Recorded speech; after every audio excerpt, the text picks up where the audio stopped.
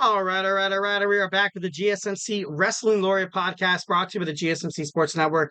I'm your host, Eric Rodriguez, here every Monday through Friday, 8 p.m. Pacific time, 11 p.m. Eastern time, here to talk about everything in terms of professional wrestling and all the action inside and outside of the ring. Just kind of reflect on what we talked about real quick. We talked about our AEW Dynamite review. We also talked about our, my Thursday night wrestling preview in Ring of Honor TNA. And we talked about we talked about TNA Emergence. So now we're going to talk about, Jordynne Grace, the TNA Knockouts, so world champion issues, an open challenge on social media to be, kind of be answered on NXT during WWE week on the USA Network. So I can't wait to kind of dive into that. So yeah, let's go ahead and, do some Jordynne Grace diving on in. All right. So obviously Jordynne Grace is amazing. Definitely one of the most, prominent superstars in TNA right now. Not really much of a surprise there. She's recently, she's been dominant. She's so dominant. On social media as well. Kind of hitting that little, dropping little Easter eggs here and there.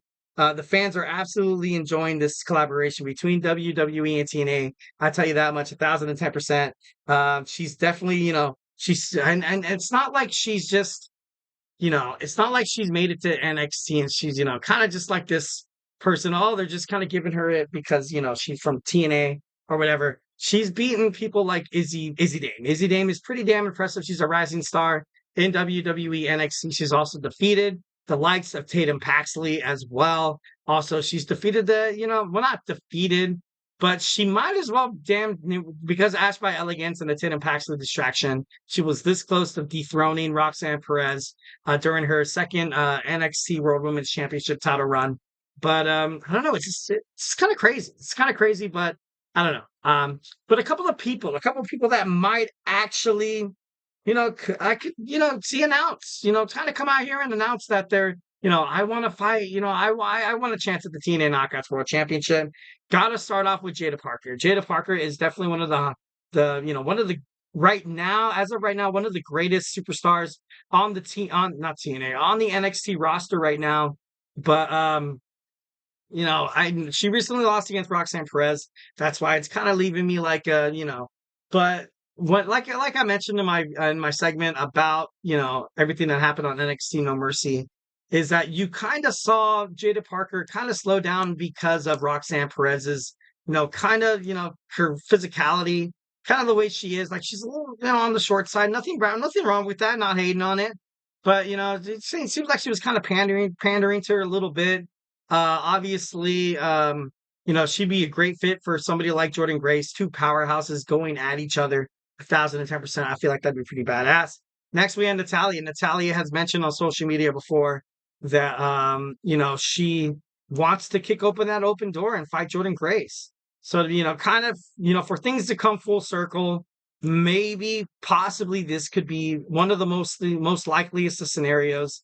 For me, I feel like, I'm kind of thinking that this is going to be, I give it like 60% because obviously you have the Queen of Hearts, you have, the Heart Foundation right there that's being represented with Natalya Neidhart, but definitely still up in the air. Next, we have Lyra Valkyria return to WWE NXT to help her friend after Tatum Paxley got beat down by Wendy Chu and TNA star Rosemary.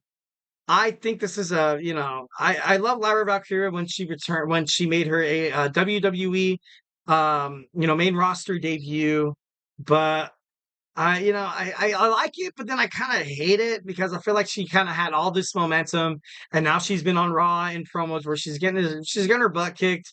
She's coming out to help, Zelina Vega and other women superstars against this Pure Fusion collective, stronghold. But if Lyra Valkyria stepped into the ring to do absolutely anything, I would tune in because she's talented as hell, and she's just overall she's a great watch. She's a great watch. Next, we have JC Jane. One of the examples that I really honestly don't hope that happens. I want to see whoever answers Jordynne Grace's challenge. I want to see a slugfest. I can imagine JC Jane comes out with her new crew and be like, "Oh, I'm the best. I can beat these girls. You're TNA. You're below me."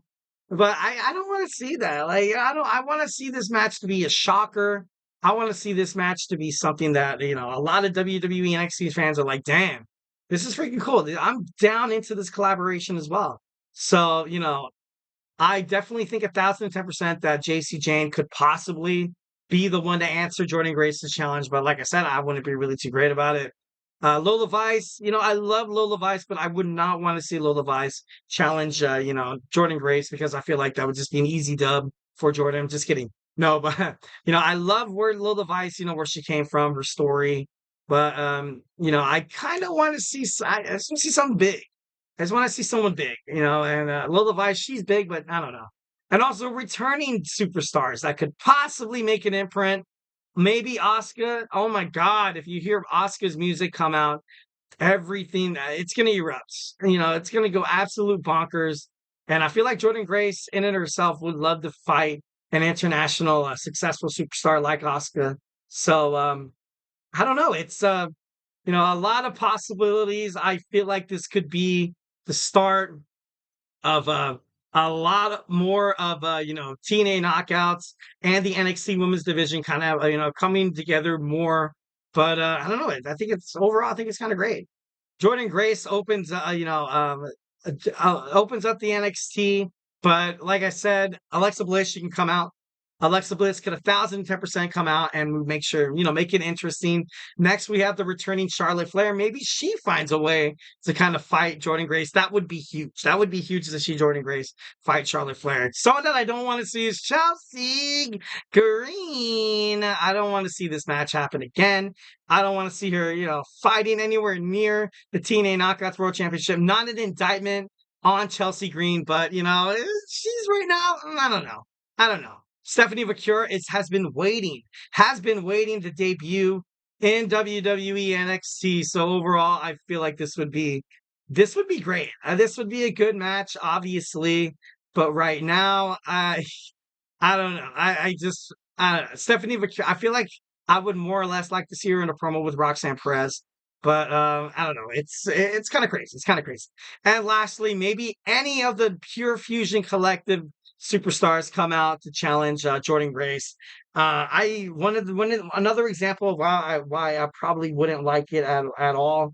Shayna Baszler, she is talented. Also, Zoe Stark, she is talented, but I don't really like it.